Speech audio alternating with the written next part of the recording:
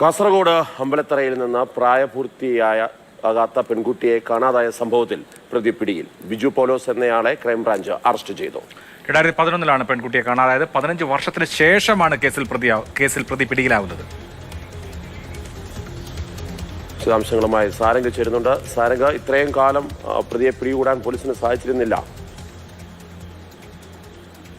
മാസം 2018 ജൂൺ 6 കാഞ്ഞങ്ങാട് ടൗണിലെ teachers training സെന്ററിൽ പഠനം നടത്തുകയായിരുന്ന പെൺകുട്ടിയെ കാണാതാവുന്നത്. അതിന് തൊട്ടു പിന്നാലെ തന്നെ പെൺകുട്ടിയുടെ കുടുംബം അമ്പലത്തറ പോലീസിൽ പരാതി നൽകിയിരുന്നു. എന്നാൽ പോലീസിന്റെ ഭാഗത്തു നിന്നുള്ള അന്വേഷണത്തിൽ വലിയ വീഴ്ചകളുണ്ടെന്ന് കുടുംബം ആരോപിക്കുകയായിരുന്നു. പിന്നീട് കുടുംബവും പിന്നെ ചില സമുദായ സംഘടനകളും ചേർന്ന് വലിയ തോതിലുള്ള പ്രക്ഷോഭങ്ങൾക്ക് തുറന്നു കൊടുക്കുകയും ചെയ്തു. ഇതിനിടെ പാണത്തൂർ ബാപ്പുങ്കയം സ്വദേശിയായ ബിജു എന്ന വ്യക്തിയാണ് പെൺകുട്ടിയെ തട്ടിക്കൊണ്ടുപോയത് എന്നുള്ള രീതിയിലുള്ള ഒരു വലിയ വാദങ്ങൾ കൂടി ഉയർന്നു വന്നിരുന്നു. ഇതേ തുടർന്ന് പിന്നീട് കേസ് ഹൈക്കോടതിയിൽ വരെ എത്തുകയും ബിജുവിന്റെ വക്കീലായി പ്രശസ്ത ക്രിമിനൽ അഭിഭാഷകനായ ആളും നേരിട്ട് അപ്പീൽ ചെയ്യുന്ന ഒരു സാഹചര്യം ഉണ്ടായിരുന്നു. ഇതിനുശേഷം പിന്നീട് ഹൈക്കോടതിയുടെ ഇടപെടലിനെ തുടർന്ന് പോലീസിന്റെ കയ്യിൽ നിന്നും അന്വേഷണ ചുമതല ക്രൈംബ്രാഞ്ചിലേക്ക് പോയി.